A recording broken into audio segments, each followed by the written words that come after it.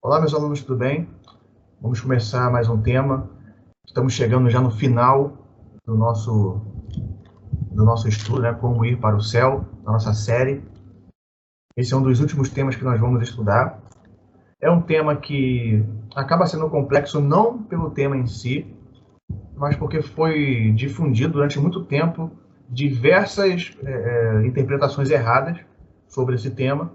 Então, essa reunião de informações incorretas, somada com o que tem de verdade, então isso acaba causando muita confusão e aumentando o nível de dificuldade de um tema que é bem simples. O nome desse tema de hoje é Trindade. A palavra Trindade não encontra-se na Bíblia e ela refere-se à pessoa do Deus Pai, do Deus Filho e do Espírito Santo. O estudo de hoje ele vai fazer uma análise superficial sobre esses três. Né? Vamos ver um pouquinho de quem eles são e qual é a função deles aqui no nosso plano de salvação. Então, falar também de quem eles são, isso também não é uma verdade absoluta agora. Eu não digo isso porque a Bíblia esteja equivocada em relação a esse tema, de forma alguma. Mas eu digo isso pela situação do nosso mundo. Nós vimos no início lá que o mundo foi criado perfeição, o homem foi criado à imagem e semelhança de Deus, mas o homem veio a cair em pecado. Então, o que foi apresentado, o que está sendo apresentado para nós a partir da Bíblia, é a imagem, especificamente no tema de hoje, é a imagem desses três sob a perspectiva do plano de salvação. Então, cada um ocupa essa função de acordo com o plano de salvação da humanidade. Então, eu não posso afirmar, por exemplo, que caso o mundo não tivesse caído em pecado, esses três agiriam dessa mesma forma. Então, isso não é possível afirmar agora, porque eu não conheci o mundo sem pecado.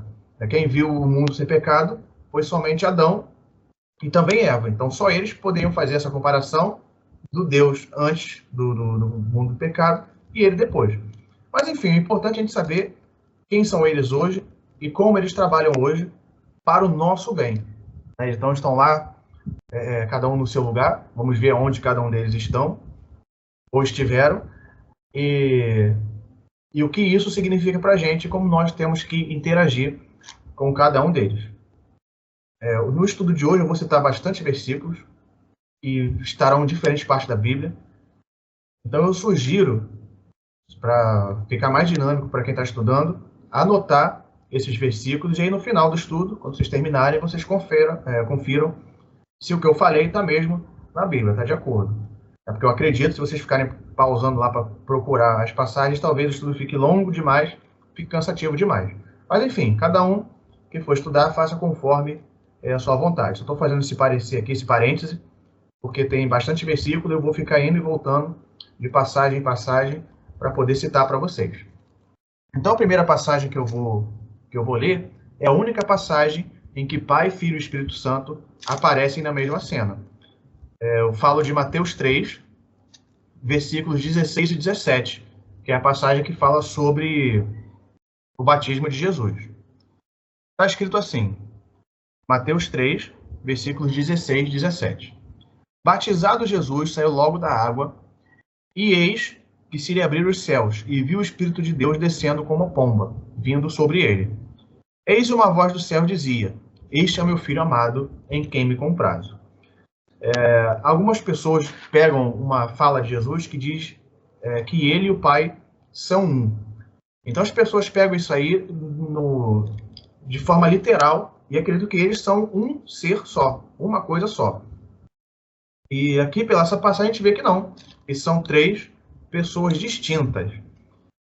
Então, o que significa quando Jesus fala eu e o Pai somos um? É um em propósito. Então, eu falei logo no início, todos os três estão trabalhando no plano de salvação, que está acontecendo em tempo real.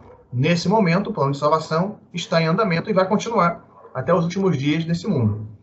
Então, quando Jesus diz eu e o Pai somos um, é em propósito. À medida que você for lendo o Evangelho, os Evangelhos, os 4 Evangelhos de todo o Novo Testamento, você vai ver que o trabalho de Jesus ele era fazer a vontade do Pai, e o trabalho dos apóstolos que vieram depois era fazer a vontade de Jesus. Então, fazendo a vontade de Jesus, fazer a vontade de Deus. E Jesus, como veio aqui, deu esse exemplo, né, de fazer a vontade de Deus. Dessa forma, né, seguindo os mandamentos de Deus, seguindo as instruções de Deus, é que nós podemos ter essa reconexão com Ele. Então, se você faz a vontade de Deus, através dos ensinamentos que Jesus deixou na Bíblia, então você também está sendo um com Deus. É claro que esse um não vai ser na plenitude que Jesus fez, porque Jesus ele foi perfeito no seu proceder. Então, nós ainda somos seres imperfeitos, por mais que nós nos esforcemos, nós vamos errar, nós vamos cometer pecado. Mas a ideia é você se esforçar para fazer a vontade de Deus, para ser um com Ele, assim como Jesus pôde ser. E outra passagem que eu vou ler para vocês é Gênesis 1, 26 e 27, que é da criação do homem, que diz: Também disse Deus, façamos o homem à nossa imagem, conforme a nossa semelhança. Tenha ele domínio sobre os peixes do mar, sobre as aves do céu, sobre os animais domésticos, sobre toda a terra e sobre todos os répteis que rastejam sobre a terra. Criou Deus, pois, o homem à sua imagem, a imagem de Deus o criou. Homem e mulher os criou. Então, alguns dizem aqui que nessa passagem, né, da criação, tem mais uma também, que é Gênesis 11, que eu não vou ler, mas eu vou falar sobre ela. Diz aqui que só quem estava era o pai e o filho, né, porque Deus ele aparece em forma de homem, na forma da silhueta de homem que nós conhecemos, né, diante de Moisés. Moisés pede para ver Deus, e Deus só permite que Moisés o veja de costas, que fala que nem o homem que viu a Deus, que viria a Deus, pudesse viver, né? Porque o pecado, ele causa essa separação entre o homem e Deus. Então, Deus permitiu que Moisés o visse pelas costas, então ele tinha silhueta de homem, como nós conhecemos. Então, Jesus, ele se fez homem também, se fez carne, então, mesma silhueta de homem, e o Espírito Santo apareceu como pomba. Então, as pessoas entendem que o Espírito Santo é uma pomba, entendem que aquilo é literal, e a gente não pode afirmar isso, uma vez que essa imagem apareceu uma única vez, que foi no batismo de Jesus. Então, por que o Espírito Santo não apareceu com uma silhueta de homem? Né? Se ele é semelhante, né? Se nos criou a sua semelhança, estava junto com os três. Se não está escrito na Bíblia, ninguém pode afirmar. Mas a minha teoria é para evitar que fosse difundida certas culturas pagãs. Tem uma passagem em Samuel, onde Saul cometeu aí seu último grande pecado, né, pelo menos registrado, quando ele foi consultar uma necromante. Então ele pediu que chamasse Samuel do mundo dos mortos para poder dar instruções a ele. Então aquela necromante lá fez o ritual dela. Então supostamente Samuel incorporou nela e passou a mensagem lá para Saul. Então talvez se o Espírito Santo viesse em forma humana, estaria fomentando hoje também religiões que falam isso, né? Que existem espíritos, os espíritos ficam em outro plano astral, então quando eles são invocados, vêm para o nosso plano astral e entram no corpo de alguém vivo, que serve de canal para se comunicar com a pessoa que ele quiser, ou com as pessoas que ele quiser. Então, talvez seja isso, porque esse tipo de prática, né, de conversar com o espírito, isso acontece há muito tempo e não é da vontade de Deus. Segundo a Bíblia, esses supostos espíritos de pessoas que já morreram são demônios. Mas isso é tema para outro estudo. Depois na Bíblia eu mostro para vocês que essa visão aí sobre conversar com o espírito. Muito provavelmente vai ficar para a segunda fase. A primeira ainda não é relevante, assim eu entendo. Mas se for, talvez eu encaixe na primeira temporada, na primeira fase de estudos. Mas enfim, vamos deixar isso para depois. O importante agora é estudar a Trindade. Então, outra passagem que eu citei, que é semelhante a essa aqui, é Gênesis 11, 7, que fala da Torre de Babel. Então, Deus havia pedido um homem para poder se espalhar para a terra e povoar a terra. Mas aí os homens decidiram ficar em uma cidade só, e não só, como se isso não bastasse, essa desobediência, decidiram construir uma torre que chegasse até os céus.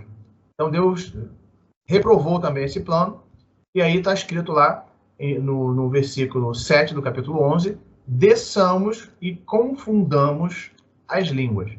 Então, até Gênesis 11, existia só um idioma falado na Terra. Só depois dessa questão da Torre de Babel é que foram criados, né? Existiram mais de um idioma. Não sei quantos foram criados naquela época, essa informação não tem, mas o fato é que a diversidade de idiomas aconteceu lá. Então já vimos aqui, né, a atuação da Trindade no Novo e no Velho Testamento. Talvez no Velho Testamento alguém pode contestar, né, por essa razão que eu te falei, da silhueta, né, que o Espírito Santo apareceu no Novo Testamento, mas o fato é que Deus Pai não atuou sozinho. Agora vamos falar um pouco da função de cada um, conforme o plano de salvação. Então eu vou falar aqui uma análise, né, geral, e depois eu vou ler algumas passagens para poder sustentar o que eu estou falando. Vamos usar aqui uma analogia de uma empresa. Então, se o plano de salvação fosse uma empresa, Deus seria o CEO, o ADM, né, o presidente dessa empresa. É ele que libera, né, os recursos ou retém esses recursos. É ele que contrata, é ele que manda embora. O Espírito Santo, ele seria aquele que capta os clientes, né? Então, os clientes seríamos nós. A gente está ali, ó, perdido no caminho das trevas, e o Espírito Santo vai lá, conversa com a gente, tenta captar a gente para comprar dessa empresa. E Jesus, ele fica nesse intermédio. Então, ele pega esses clientes captados e ele vai lá e faz negócio, né? Ele conversa lá com o CEO para poder liberar o produto para esses clientes. Esse produto é a salvação. Agora, uma diferença em relação a essa analogia que eu estou fazendo, né, com o fato, é de que numa empresa, a gente pega o presidente ali, né, pega o vendedor, o representante comercial, pega ali o Jesus, né, que fica nesse papel intermediário. Então, isso denota que há uma diferença de importância em cada um dos papéis. Então, se a gente fosse uma empresa de verdade, Deus é o que ganharia mais, Jesus o salário médio, e o outro lá o salário mínimo e as metas em cima de resultado. Isso, na Trindade, não existe. Os três têm igual importância.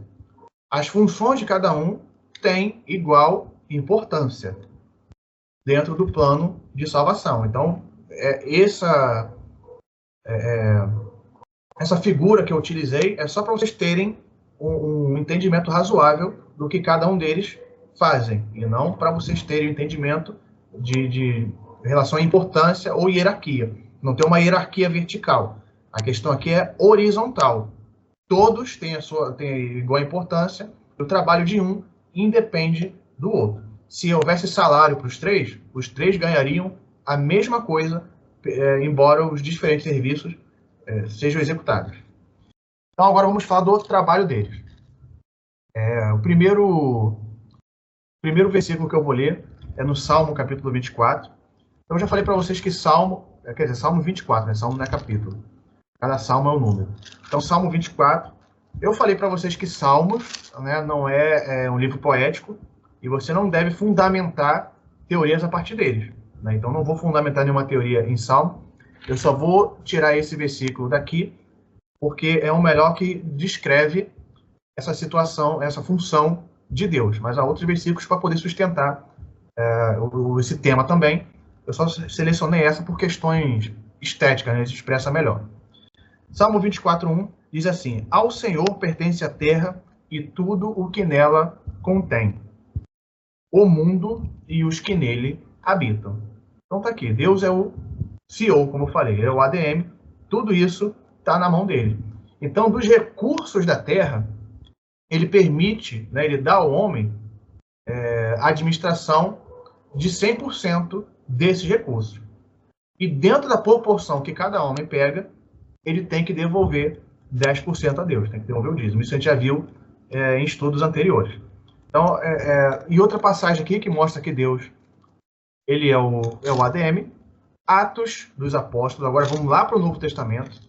Atos dos Apóstolos, capítulos 7, 54 e 56. Atos 7, 54, 56. E aí mostra Deus na posição dele.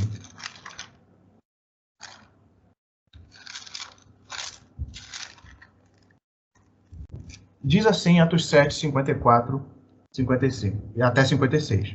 Ouvindo eles isto, enfureceram no seu coração e rilhavam os dentes contra ele. Mas Estevão, cheio do Espírito Santo, fitou os olhos no céu e viu a glória de Deus e Jesus que estava à sua direita. E disse: Eis que vejo os céus abertos e o Filho do Homem em pé à destra de Deus. Então já aparece aqui, ó, o Pai e o Filho. Então Deus ali no trono principal e Jesus à sua direita ali sendo o seu assessor, usando a figura de linguagem, né, que eu acabei de trabalhar agora, né, falando sobre empresa. Então isso corrobora com o que a gente viu em Salmo. Então viu que o livro de Salmo não sustenta uma teoria, não sustenta um estudo. Na verdade, ele é só, ou melhor, ele não inicia um estudo. Ele apenas sustenta uma ideia. Então tá aqui, ó, Deus como rei, sentado no trono. Então a gente vê ali em Salmo a mesma coisa, que ele está lá como rei, só está o acréscimo de que ele é dono de tudo. Por isso que eu separei os Salmos. E também, se você for abrir a sua Bíblia em Apocalipse 6 e 7, também aparece a mesma coisa. Deus lá no trono dele. Então, Apocalipse 22, Apocalipse 14, versículos 6 e 7. A gente vai ler o 22 depois. Diz assim: Vi outro anjo voando pelo meio do céu, tendo um evangelho eterno para pregar aos que se assentam sobre a terra, e a cada nação, tribo, língua e povo, dizendo em grande voz: Temei a Deus e dai-lhe glória, pois é chegada a hora do seu juízo, e adorai aquele que fez o céu e a terra, o mar e as fontes das águas. Então está aqui Deus novamente, né, no seu trono. E mais importante, né, outra função aqui que é dada para Deus, isso nós vamos ver no juízo novamente, que é a condição de juiz. Então Deus vai dizer, né, a sentença, dizer o juízo a toda a nação, os que estão vivos, os que já viveram, os que hão de viver. Então ele vai dar o parecer final, seja ele redentório ou condenatório. A palavra redentório que eu tenho dúvida se ele existe ou não, isso só é agora na minha cabeça. Mas enfim, seja para redimir ou para condenar, o juízo vai partir de Deus. Então, seguindo, agora vamos falar sobre a função de Jesus, né, que eu falei que ele é o assessor. Então, Jesus aqui faz a conexão ali do ser humano, do cliente, com a empresa. A figura de Jesus no Novo Testamento era bem clara, né, porque ele se fez homem, caminhou entre nós. Então, não há dúvidas, né, sobre o que ele faz no Novo Testamento. Mas a questão que coloca-se alguns estudiosos, né, alguns chefes de religiões, de igrejas, colocam Jesus como alguém que é um semideus. Pode até seguir o sistema de raciocínio da mitologia grega, né, que é a mistura de Deus com o humano. Então, Jesus como um semideus, outros colocam Jesus como um profeta ou um Deus menor, e não é nada disso. O Pai e o Filho têm a mesma importância, ambos têm poder, mas a gente viu Jesus sob a perspectiva de um mundo caído. A gente não pode afirmar que Jesus é menor só porque a gente viu ele se fazer homem. Mas já lemos ali em Gênesis que ele estava na criação, passamos o homem à nossa imagem, à nossa semelhança. Eu citei também Gênesis 11, né, embora não li com vocês, Torre de Babel, que Jesus estava lá também para ajudar a confundir as línguas. E Jesus ele aparece também com uma silhueta, mas uma silhueta angelical. Ele aparece no Novo Testamento utilizando o adjetivo anjo do Senhor. A Bíblia narra, tanto no Novo quanto no Velho Testamento, aparições de anjos. Mas quando se trata dos demais anjos que trabalham, aí tem um anjo do Senhor, ou anjo do Senhor com letra minúscula. Agora, quando é a atuação de Jesus, está escrito o, com pronome definido, letra maiúscula, anjo também com letra maiúscula, né, fazendo a função de substantivo próprio. Então diz o anjo do Senhor. É isso que aparece. Então há diversas aparições de Jesus lá como o anjo do Senhor, que está nesse papel aí de mediador, executando ali a vontade do Pai. E eu separei aqui duas passagens em que ele aparece e ele recebe a adoração, o que confirma que é Jesus. Quando outro anjo aparece, que não é o anjo do Senhor, então ele não aceita a adoração do homem. Eu vou ler até uma passagem de Apocalipse que eu citei lá agora há pouco, erroneamente, e depois eu vou ler com vocês, que o anjo comum, digamos assim, ele não recebe a adoração do homem. E o anjo do Senhor, que é Jesus, ele aceita a adoração. Então, é o que confirma a condição dele de Deus. Então, a primeira passagem, ela está em Números, capítulo 22. Está lá no Velho Testamento. Números 22, versículo 31. Só isso, que fala sobre Balaão. Então, Números 22, 31. Eu tinha marcado, acabou desmarcando. Mas vamos lá. Números 22, 31. Então o Senhor abriu os olhos a Balaão e ele viu o anjo do Senhor. Então, o anjo do Senhor aqui, ó, letra maiúscula. Que estava no caminho com sua espada desembainhada na mão, pelo que inclinou a cabeça, prostrou-se com o rosto em terra. Então o anjo do Senhor lhe disse: porque já 3 vezes espancaste a jumenta. Eis que eu saí como teu adversário, porque o teu caminho é perverso diante de mim. Eu só cometi um equívoco na introdução, né, que eu falei que o O também vem com letra maiúscula. Não. Os contrastes são pronome definido, quando se trata de Jesus, e indefinido, como os demais anjos. Então, um anjo do Senhor ou anjo do Senhor. E letra maiúscula na palavra anjo, quando se trata de Jesus, e letra minúscula os demais anjos. Então, essa seria o correto. Então, o anjo do Senhor apareceu, Balaão se prostrou e ele permitiu que ele se continuasse prostrado. Recebeu ali a reverência, a adoração de Balaão. Então, outra passagem, agora sim vamos para Josué 5, 13 e 14. Josué, capítulo 5, versículos 13 e 14, dizendo assim: estando Josué em pé em Jericó, levantou os olhos e olhou, e eis que trazia na mão uma espada, eis que um homem que trazia na mão uma espada, chegou-se a Josué e disse-lhe: és tu um dos nossos ou um dos nossos adversários? Respondeu ele: não, sou o príncipe do exército do Senhor, acabo de chegar. Então Josué se prostrou com o rosto em terra e o adorou e disse-lhe: que diz meu senhor ao seu servo? Então, anjo recebeu adoração. Então, a pessoa de Jesus novamente em formato de anjo, sendo um anjo do Senhor. Agora, vamos ver a atuação de um anjo comum. Vocês abrindo aí em Apocalipse 22, 9, você vai ver que João, ele contempla o anjo que foi levar a visão dos últimos dias para ele, e ele se prostra diante desse anjo. E ele diz: levanta, porque eu sou conservo teu, ou seja, eu sirvo junto com você. E a outra passagem que fala sobre anjo é Salmo 148, versículo 2. Salmo 148 convida toda a criação a adorar, e no versículo 2 especificamente chama os anjos a prestar adoração a Deus. Eu não vou abrir esses versículos porque o tema hoje não é anjo, o tema é a Trindade.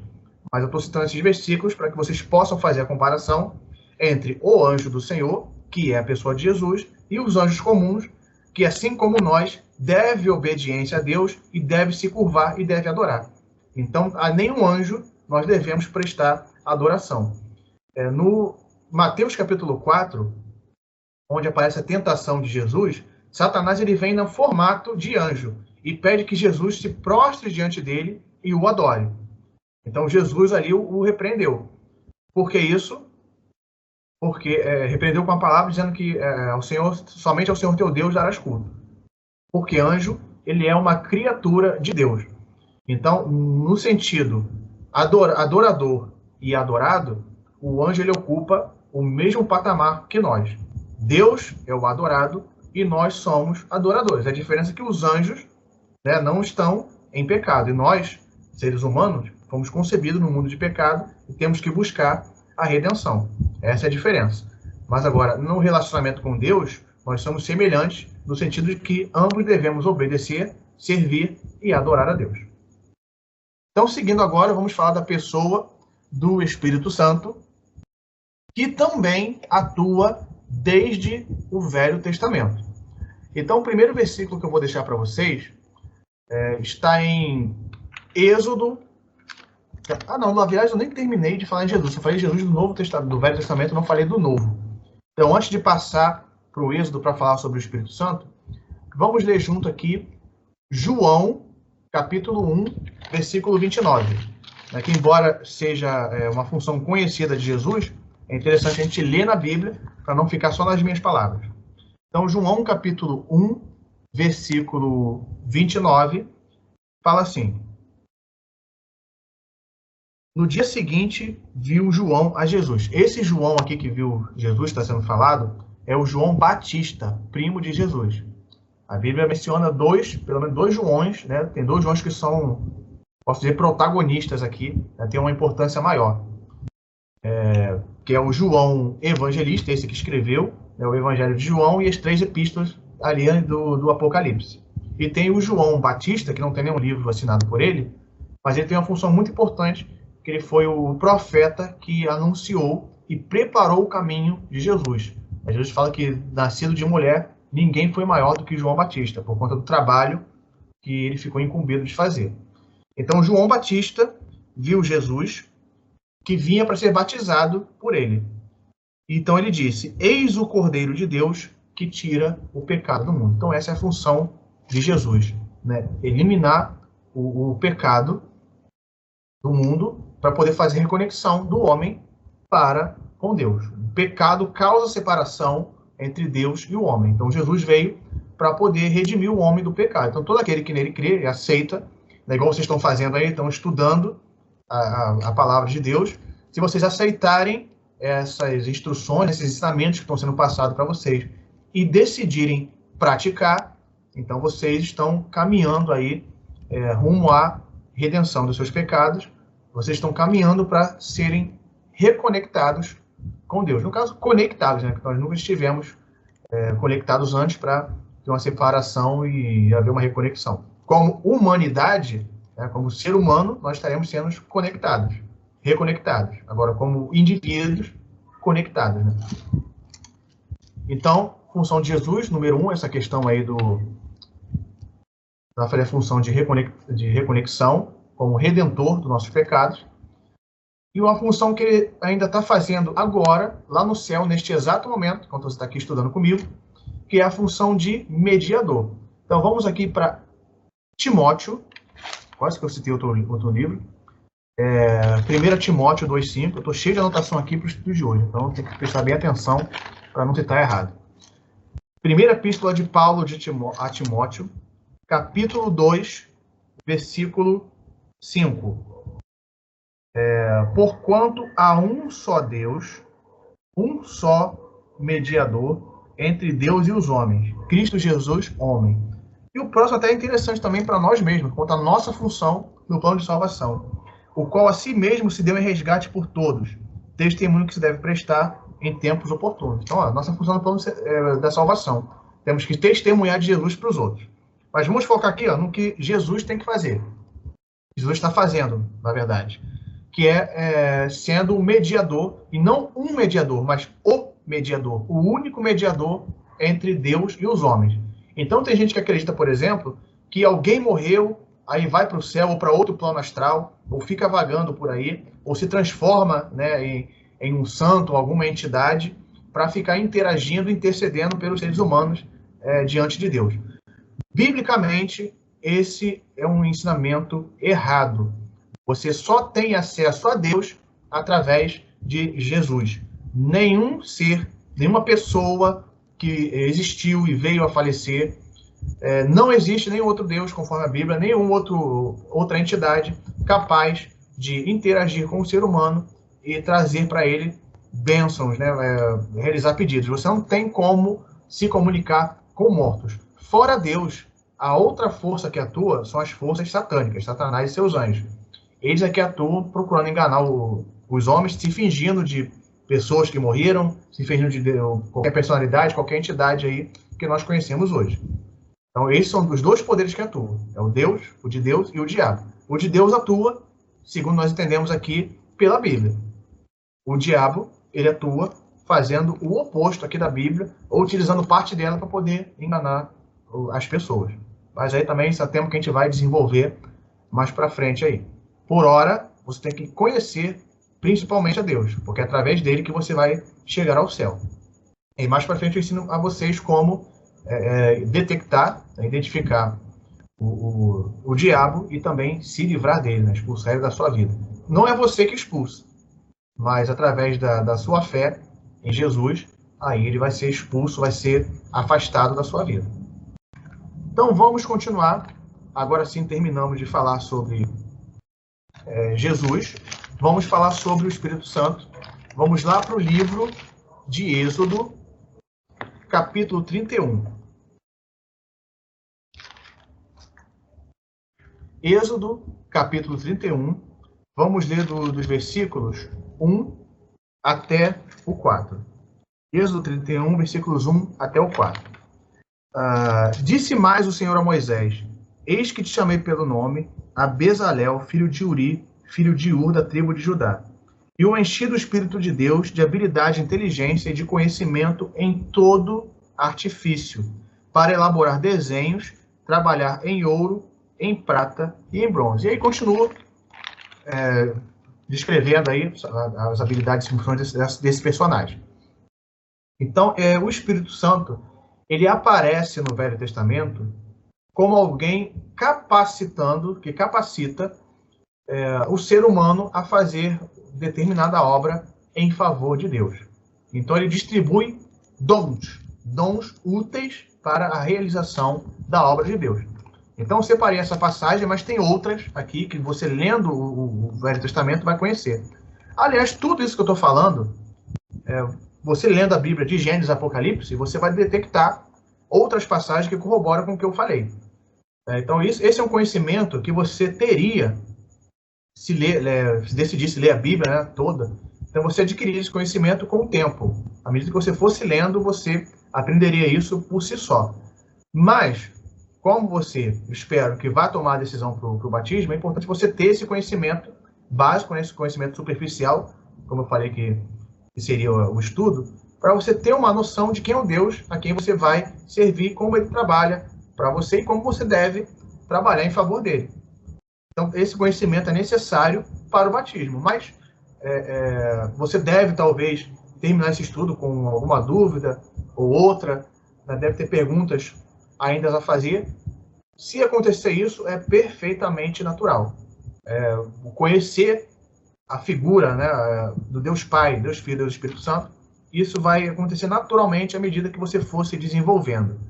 Então não fique preocupado caso ainda haja algumas dúvidas. Mas se tiver alguma dúvida, precisar de elucidar, só colocar a pergunta aí nos comentários que eu vou respondendo. Se for mister responder agora, eu coloco ali já a definição de tudo. Mas se eu entender que é algo mais para frente, aí eu digo para vocês aguardarem um pouquinho, e aí no momento oportuno eu compartilho com vocês o conhecimento. Então, seguindo aqui, vamos agora voltar um pouquinho para Gênesis, capítulo 48, versículo 38. Para ver mais uma atuação do Espírito Santo. Gênesis 41, 38. Fala assim: disse mais Faraó a José. Não, de errado, perdão. 41, 38, ali 41, 41. Disse Faraó aos teus oficiais: acharíamos porventura homem como este, em que há o Espírito de Deus? Então aqui é o Espírito de Deus, é o Espírito Santo, atuando no que tange a sabedoria. O Espírito Santo, além de dons úteis para o trabalho na obra de Deus, ele também é o responsável para dar sabedoria ao ser humano. Eu só li esse versículo, que é o versículo-chave, mas vou contextualizar para vocês. Faraó teve um sonho em que ninguém podia interpretar. Então, José foi chamado, foi apontado como alguém capaz de fazer a interpretação do sonho.